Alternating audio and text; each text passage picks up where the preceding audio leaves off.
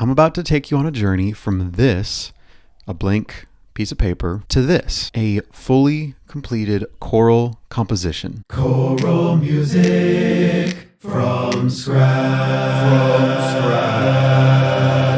Hi there, my name is Christian, and I'm a choral composer.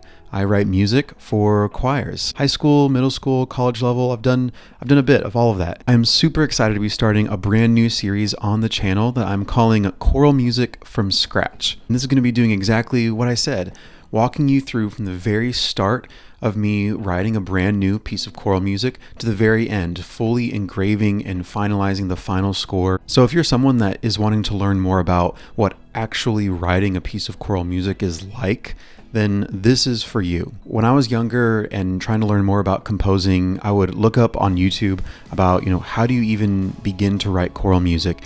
And there were a lot of videos about music theory techniques that you could use within choral writing, but there was really not a lot for a complete and total beginner like me who didn't even know where to even start, right? Like that seemed even too deep for me. I was just like, how do you even begin to do it? And so my hope is that this series is going to be something that's really going to be able to help you kind of begin to grasp what it actually looks like to write a piece of music and not just understand what's going on in the music, because that's what music theory tends to be a lot more focused on. This is solely about composition, doing the thing, writing the music. Also, as an added bonus, if you're a teacher, a music teacher, and you're watching this, and you might want to use this as a little extra assignment for your students to do, I've also included a question sheet that actually has correlating questions with each of the episodes that are going to be coming up with this. That is linked below. That is a free download, so please download that as a resource. I want this to be a benefit for you and your students as well. Now, before we jump into it, I want to give you a little bit more of a backstory on how this specific piece of music came to be. This piece of music was actually a part of a commission that I did. So if you don't know what a commission is in music, a commission is simply the process of somebody paying a composer to write an original piece of music for them to perform. Typically, this is going to be a never before heard piece of music that's ever been done, but sometimes this can be like an arrangement, like a specific instrumentation of a piece that already exists. And so for this piece, this was a piece that ended up being titled Eclipse, and this was commissioned from the Clyde High School Concert Choir. Heather Baker was the director there, and we came together and said, hey, let's do a commission. And so I actually wrote this original piece of music for the Clyde High School Concert Choir to premiere. So with that being said, in these episodes that you're about to watch, you're going to hear me reference the Clyde High School Concert Choir. In fact, it's going to almost be like I'm talking to them. And it's because I originally recorded these for them specifically to watch and learn about how I wrote this piece of music for them. And so now my hope is that these will be just as much of a benefit for you as it was for them. Be sure to make sure that you're subscribed to the channel so that you can see all of the next episodes that are going to be coming out. Most of these are not going to be super long, only around 5 to 8 minutes or so on average. I'm really excited to do this, and I hope you enjoy it. So without further ado, let's jump in to episode 1.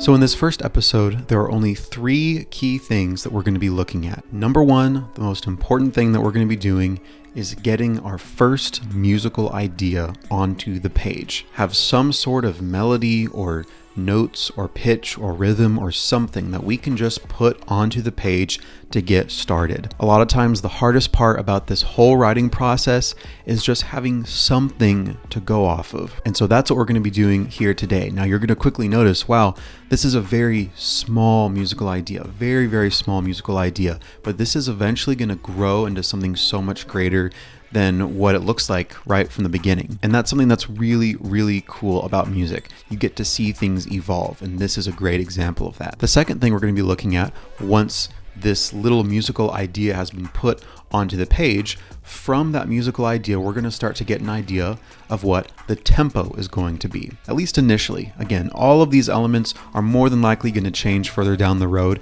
but this is where we are starting. We want to figure out, is this going to be a faster piece or a slower piece or something kind of in the middle? We don't know, but we're going to glean what that's going to be based upon this first musical idea that we come up with. And then finally, the third thing that we're going to be doing today is setting the time signature and the key signature. Again, this is all dependent upon that first musical idea that we come up with, because once we get that musical idea down, we're going to be able to tell what sort of time signature is this going to be and what key is this going to be in. So now let's jump into the sheet music and start writing. Here we are. This is where it all starts.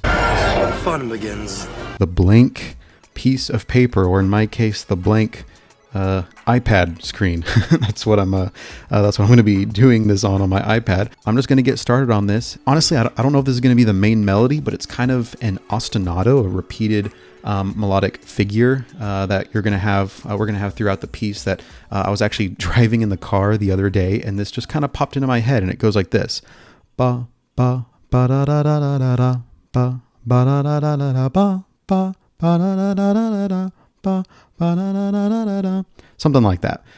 So I just need to figure out how to get this on the page, on the music. So let's see what we want to do here. So first of all, I can tell that this is going to be in 12/8 because it's da da da da da da da da da da 1 2 3 4 5 6 7 8 9 9. Yeah. So we need to switch this to 12/8. There you are. That's kind of an exciting looking time signature, though it really just feels like 4, but you're just singing, breaking it up into, groups of 3, which you'll get the feel for it as you learn this. But we know it's going to be 12/8. Let's see. Bum, bum. I need to figure out what note is this. Bum. Give me 1 second. I need to go to my keyboard and figure this out. 2 seconds later.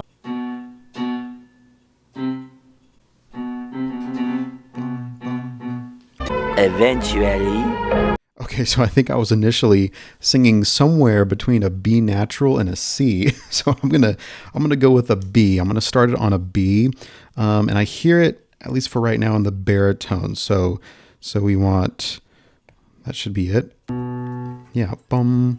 There we go. Now we have the right time signature, but we need the right key signature, because right now we're just in C major, which we're starting on B. B is basically going to be, normally it would be Do if this was a major key, but I can already tell bum bum ba da da da da da la ti do ti la. That's actually, this is going to be minor. I love minor keys. I think minor key signatures are way better than major key signatures. So since this is a minor key and we're starting on B, then I know that this is going to be B minor. So let's change the key signature to B minor, which is the equivalent of D major, the relative minor that we should say of D major. So now we just need to get this on the page. So we want bum bum ba da da da da da dum bum.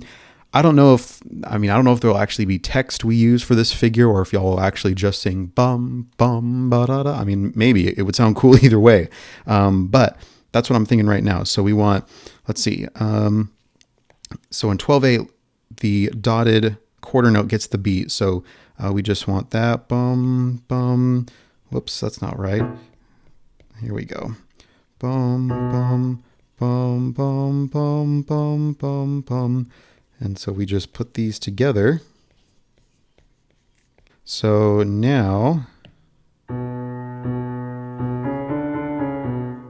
perfect. Now this is actually a little slower than what I'm hearing it, at least for right now. So let's see. I think the default, I don't even know what the default bum bum ba da da da.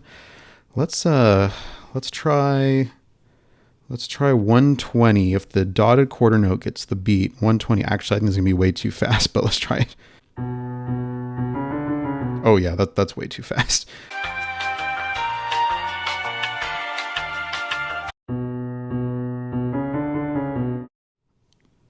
I think that's it. Well, no, let's try 98. All right, I think we're just going to stick with that for now.